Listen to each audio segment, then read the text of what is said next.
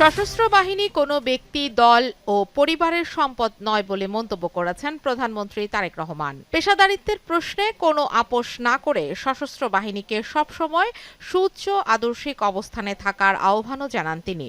ঢাকা সেনানিবাসে সশস্ত্র বাহিনীর দরবারে তিনি একথা বলেন। এ সময় প্রধানমন্ত্রী বলেন, স্বাক্ষরিত জুলাই সনদের প্রতিটি দফা বাস্তবায়নে বর্তমান সরকার দৃঢ়প্রতিজ্ঞ। একটি আধুনিক, প্রযুক্তি নির্ভর এবং দ্রুত প্রতিক্রিয়াশীল সমন্বিত বাহিনী গড়ে তোলা। আমরা এমন সক্ষমতা অর্জন করতে চাই যা কেবল সীমান্ত রক্ষায় সীমাবদ্ধ থাকবে না, বরং আমাদের ক্রেডিবল ডিটারেন্স, সম্ভাব্য প্রতিপক্ষকে আমাদের উপরে আক্রমণ করার চিন্তা থেকে নিরুৎসাহিত করবে।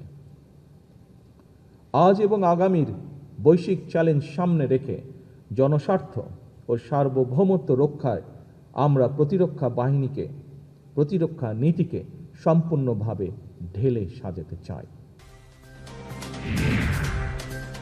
জুলাই আন্দোলনে ঢাকার লালবাগ থানায় দায়ের করা একটি হত্যা চেষ্টা মামলায় জাতীয় সংসদের সাবেক স্পিকার ডক্টর শিরিন শারমিন চৌধুরীর জামিন মঞ্জুর করেছেন আদালত। দুপুরে ঢাকার অতিরিক্ত চিফ মেট্রোপলিটন ম্যাজিস্ট্রেট জাকির হোসাইনের আদালত শুনানি শেষে 50,000 টাকা মুচলেকায় তার জামিন মঞ্জুর করেন।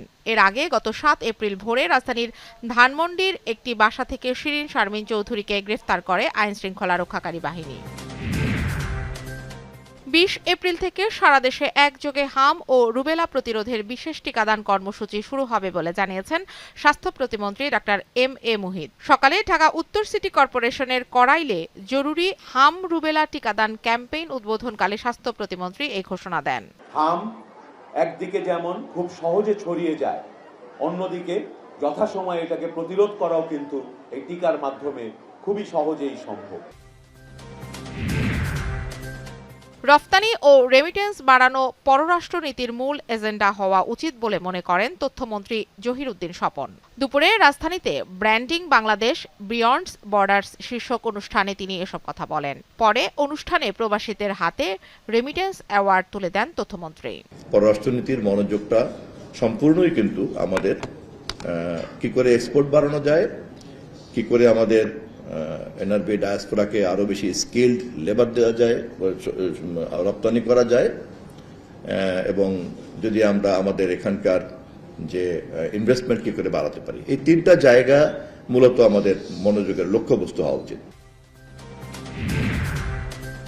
কৃষক কার্ড চালুর মাধ্যমে দেশের কৃষি, মৎস্য ও প্রাণী সম্পদ খাত একটি সমন্বিত ডিজিটাল ডাটাবেজের আওতায় আসবে বলে মনে করেন কৃষি, মৎস্য ও প্রাণী সম্পদ মন্ত্রী মোহাম্মদ আমিনুর রশিদ। দুপুরে সচিবালয়ে ব্রিফিংয়ে মন্ত্রী বলেন, এই উদ্যোগ কৃষিকে আরও লাভজনক ও মর্যাদাপূর্ণ পেশায় পরিণত করবে এবং জাতীয় অর্থনীতির প্রধান চালিকা শক্তি হিসেবে কৃষি খাতকে আরও শক্তিশালী করবে।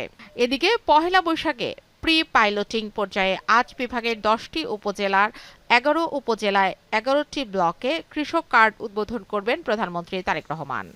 পর্যায়ক্রমে দেশের সকল কৃষককে কৃষক কার্ড প্রদান করা হবে। কার্ড বিতরণ কার্যক্রম 3 ধাপে বাস্তবায়িত হবে। প্রি পাইলটিং এবং দেশব্যাপী কার্যক্রম গ্রহণ।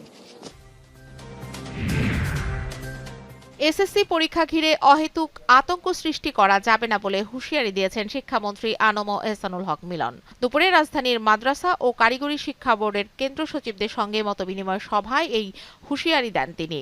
শিক্ষামন্ত্রী বলেন, এবার মানসম্মত এসএসসি পরীক্ষা নেওয়া হবে। প্রতিটি পরীক্ষা কক্ষে সিসিটিভি ক্যামেরা স্থাপন করার আহ্বান জানান তিনি।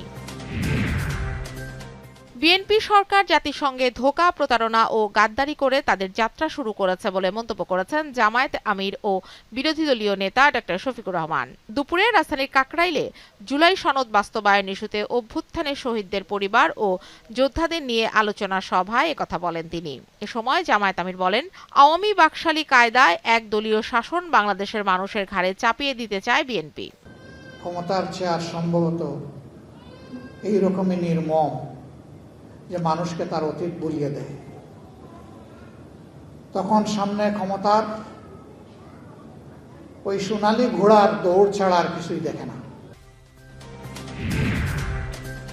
92 বছর বয়সে মারা গেছেন ভারতীয় কিংবদন্তি সঙ্গীত শিল্পী আশা ভোসলে। দুপুরে মুম্বাইয়ের ব্রিজ ক্যান্ডি হাসপাতালে শেষ নিঃশ্বাস ত্যাগ করেন তিনি। সোশ্যাল মিডিয়ায় তার প্রয়াণের খবর জানান শিল্পীর নাতনি। এর আগে শনিবার অসুস্থ হয়ে আশার হাসপাতালে ভর্তির খবর ছড়িয়ে পড়ে।